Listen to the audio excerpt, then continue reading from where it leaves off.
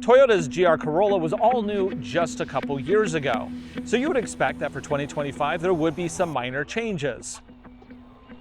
Yeah, about that.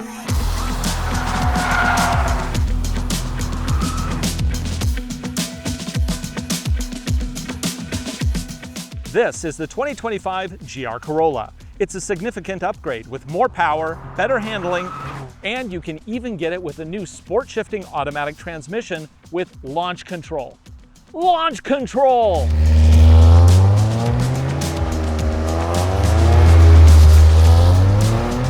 In this video, we're gonna poke it, drive it, and maybe we'll even take it to the Charlotte Motor Speedway. That's coming up right now on Driving Sports TV. The Toyota Corolla is known worldwide as a sensible and economical commuter car. So when Toyota launched the GR Corolla just a couple years ago, it kind of broke people's brains. Here was a 300 horsepower hatchback built for the rigors of track and rally, at a price that even made it accessible to enthusiasts. Win-win.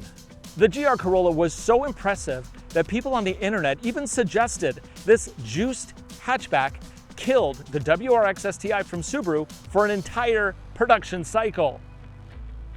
They might not be wrong about that. In the meantime, Subaru's been more focused on developing their lower cost performance sedan, the WRX, with special trims that enhance the performance without competing directly against the GR Corolla. Recently, we did test the new WRX TS over at Sonoma Raceway, and it is fantastic. But for this video, let's get back to the GR Corolla.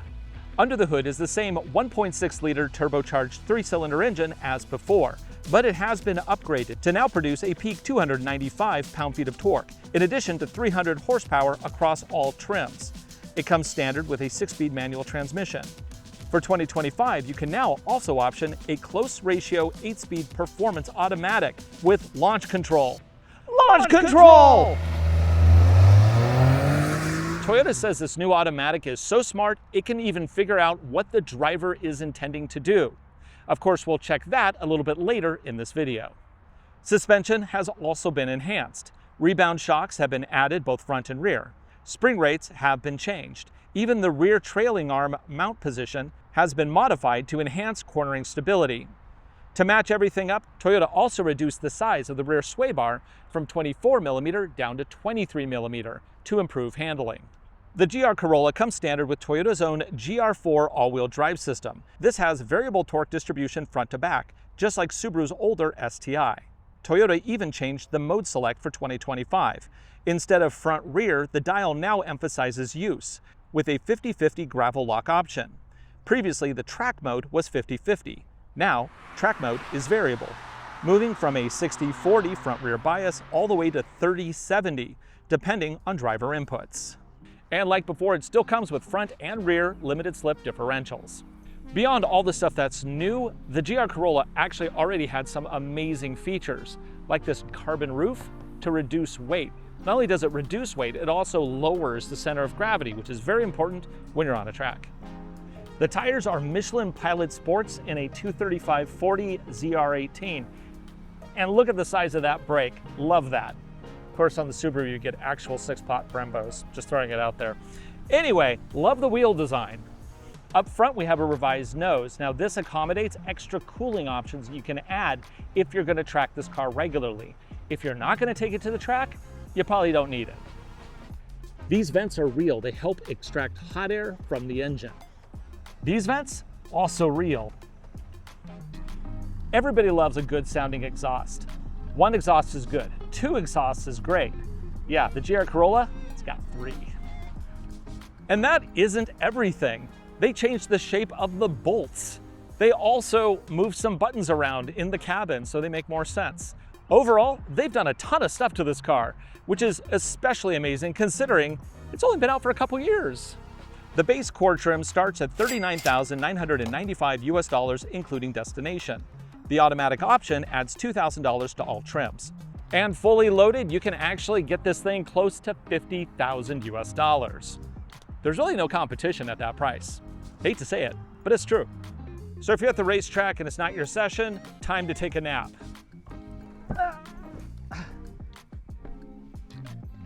It's small, but it's doable. I'm 6'1", legs torso proportionate. I'm not gonna say I fit, but I could make this work in a pinch. Under the floor, you get a fix-a-flat kit, and the battery's been relocated back here for better weight distribution.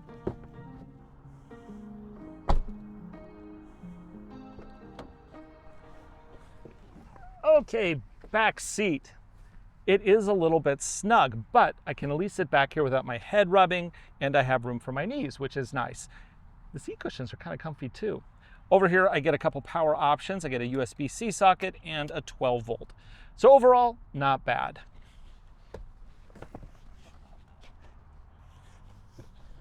Up front, we get these deeply supported seats, which feel amazing. Let me go ahead and power it up. Digital gauge cluster, like that. Come on, boot, boot, boot. Overall, what you have here is a driving position that is just, it's very comfortable and it's very supportive. I'm not gonna bounce around a lot like I would in a standard Corolla, of course. Here we also have a leather wrapped wheel with contrast stitching that's also continued down on the shift boot as well as on the seats, all very nice. I get paddle shifters because this is the new automatic and I can control all 8 speeds this way. Now, Toyota says that this automatic can predict the gear that you need. We're gonna see if that actually works out to be accurate. Usually when they do that, they don't get it right. So I'm definitely looking forward to see what they've done here. And the cool thing about what Toyota has done here is they just didn't take an automatic off the shelf. This is the GR Sport Shift Automatic. This has been actually run in production WRC. So they've actually run this on circuits, on rally courses. So hopefully it'll be good enough for a GR Corolla. If you're into manuals, that's not going away. Even though this video is going to be focused on the automatic, you can still get the GR Corolla with a 6-speed manual. And up until now, 100% of all GR Corollas sold have been a manual transmission. Because of course that was the only option. Yeah, of course. Oh yeah, this also has all the safety stuff. Blind spot warning, collision mitigation, rear cross traffic alerts with the camera. Very nice. Yeah. Oh, and a heads-up display and a JBL sound system. This has everything. Is that dual zone climate? Yeah. Nice. Now that we've gone through all the specs, we've learned what we need to learn about this vehicle, it's time to put those features to the test.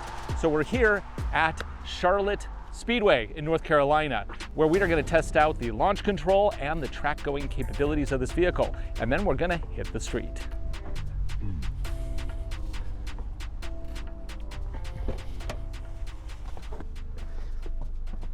Okay, here we go. This is going to be fun. So immediately there is an issue with this. I'm 6'1", legs torso proportionate. My head hits. So it's fine so long as I look ahead, but if I turn my head, it's awkward. We're starting here at the racetrack because there are a lot of track-focused features in this new GR Corolla. Specifically, we have a track mode that has been modified. So before this system, we were able to have a front bias, a rear bias, or have a 50-50 lock, which was their track mode. However, now they've set it up so we have normal, which is a front bias, and then they have gravel, which is a 50-50, which is great. On gravel, that is awesome.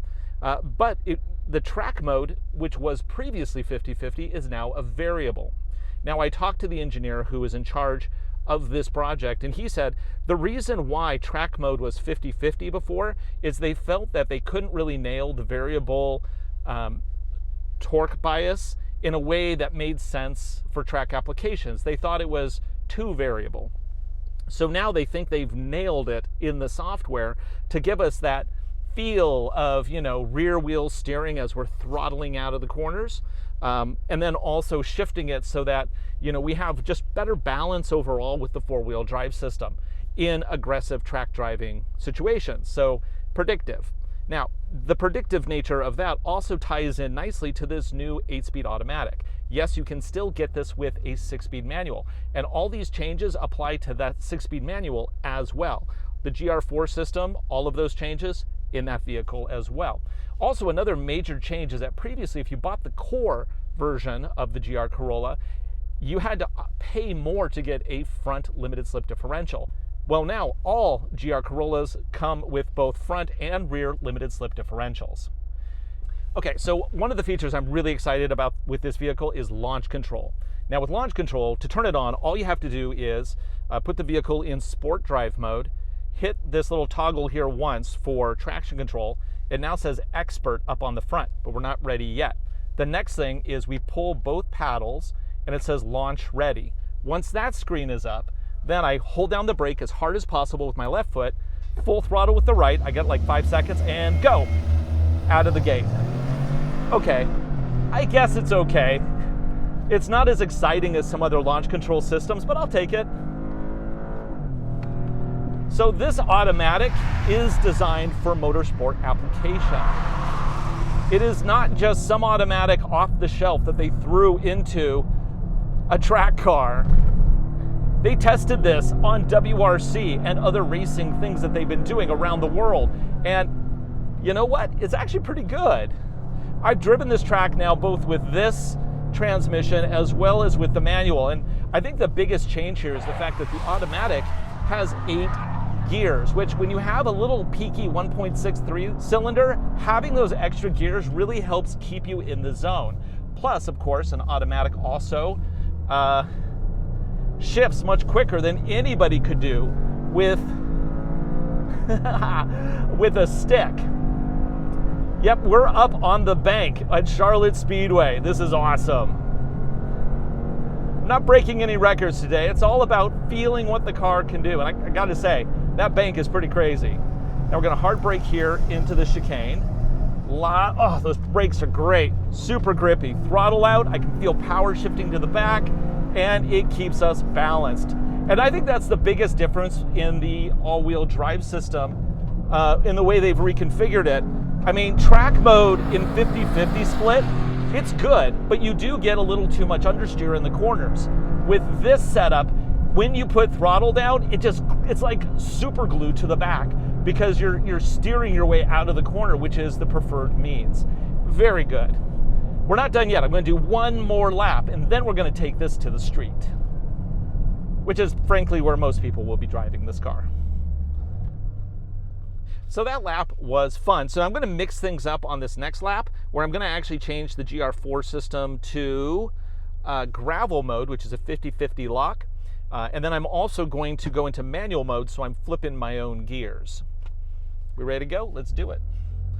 Kind of see how the different systems actually affect the way this vehicle drives.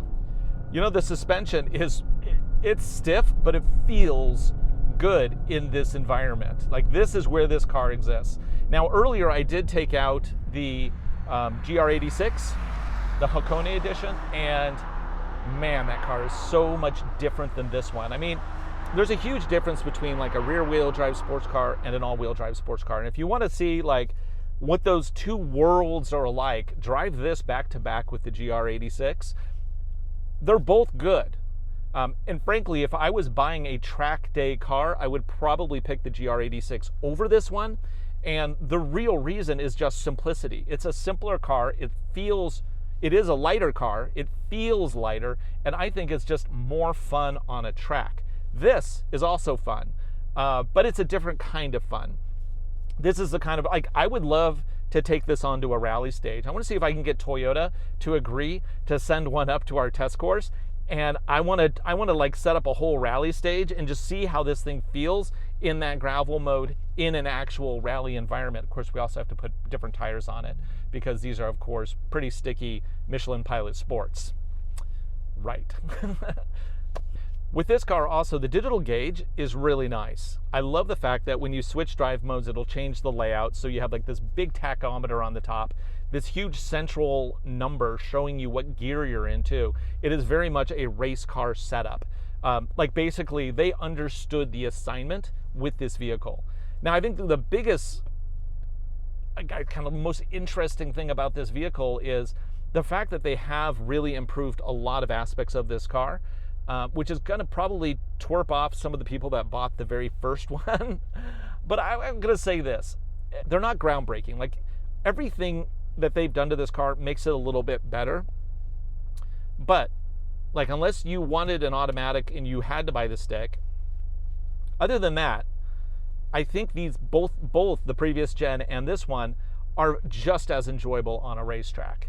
Would I buy one of these though versus that WRX TS I just drove? Now obviously, huge difference between these two cars because this one has LSDs front and back, and of course it has like the DCCD style of center differential, which is amazing.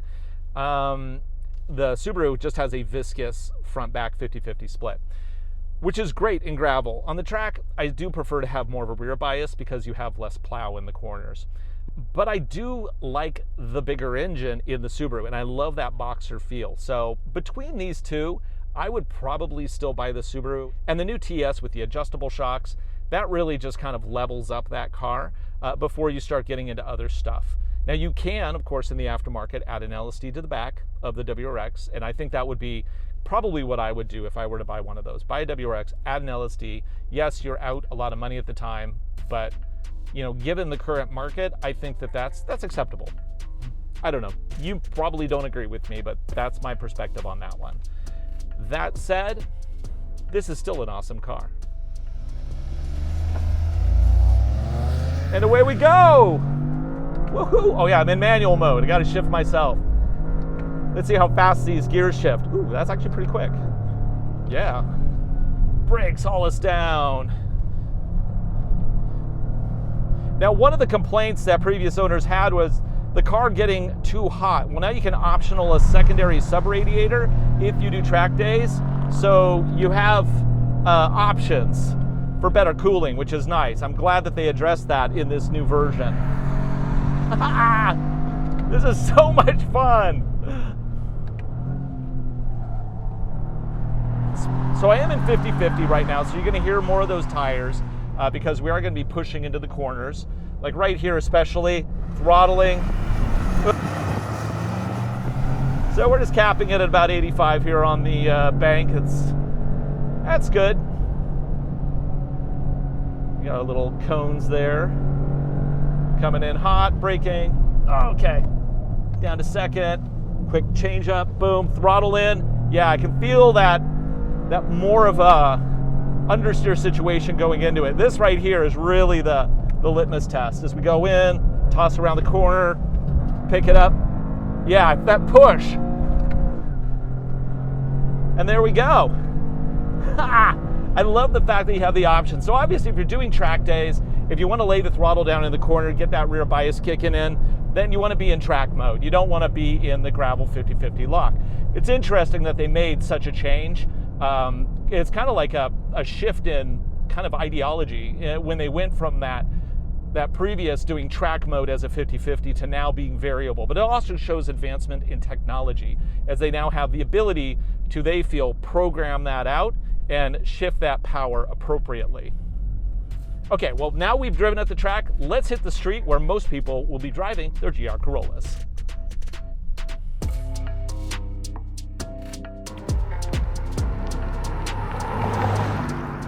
Now there's been a lot of hand-wringing over the death of the manual transmission, the rise of electric vehicles, but the fact is we live in a golden age of sports cars. Never before have we had cars that had so much potential, so much performance at a cost that is actually affordable. Now granted, you hear me out on that. Yes, things have gotten expensive, but the level of performance you can get for the dollar has never been more affordable. So let's look at the market. What do we have here? We have the Supra, we have the GR Corolla, we have the WRX TS. We also have a variety of Lotus vehicles that are all available. And then of course you also have like BMWs, the M2. I mean, that's a fantastic car. And there's obviously a lot more, but just the fact is that we have such a wealth of options, and some of them are actually available with a manual transmission, like this one. Now, I can see the concern, a 1.6 liter 3-cylinder with 300 horsepower. Will that motor have longevity? And it's too early to say if it will. I think cooling was probably the biggest issue when the vehicle came out. They now offer additional cooling options. So that's good. If you track your car, you're definitely going to want to go with some of the optional cooling stuff. But I would say that, does it get better than this in a do-everything daily driver that you can also have some fun with? No, I don't think it does. And everything that I did on the track, that also applies to the real world. I mean, you want to carve through the canyons? This thing can do it. Just pop it down into track mode. You get that variable power shift that, to me, it did everything right. When I go into a corner and I add throttle, I can feel that power shift to the back. It really helped with balance in the corners. Let's talk about the seats. I'm 6'1", I weigh about 215 pounds. I fit pretty good. I'm not an extra wide dude though, so if you are bigger, you might find the bolstering a little too aggressive, but I find it very comfortable. Actually, quite comfortable, yeah. Visibility is excellent all around. It's a very easy to look out of hatchback. They nailed this car. They really did. If this isn't the reason why WRX STI was put on hold, I would be surprised because this car is so good. Of course, this is loaded with all of the Toyota Safety Sense 3.0 stuff. You have collision mitigation, blind spot warning. It also has rear cross traffic alerts integrated to the rear view camera. And of course, you also get adaptive cruise control with lane centering, which I love to see on vehicles.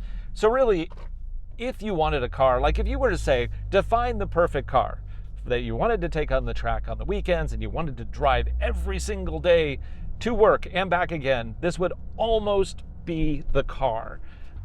There's only a couple things that I don't love on this car. And the first one is the steering. I think it could be a little heavier and it could be a little less vague. I just feel like it's a little, I'm not really feeling what the wheels are doing to the degree I would like, especially on the track. The second thing is I would love to have adjustable shocks. I would love to be able to dial up the firmness for the track and then dial it back when I'm on the street, because it is a little firm for daily driving. But other than that, yeah, no complaints. This thing, it's fantastic. As always, I want to thank Toyota for flying us out here and giving us a chance to drive this GR Corolla. It's been a heck of a lot of fun. And I most of all want to thank you for spending your time watching this video. We make them for you. I hope you enjoy them. For Driving Sports TV, I'm Ryan Douthit. We'll see you again right here real soon.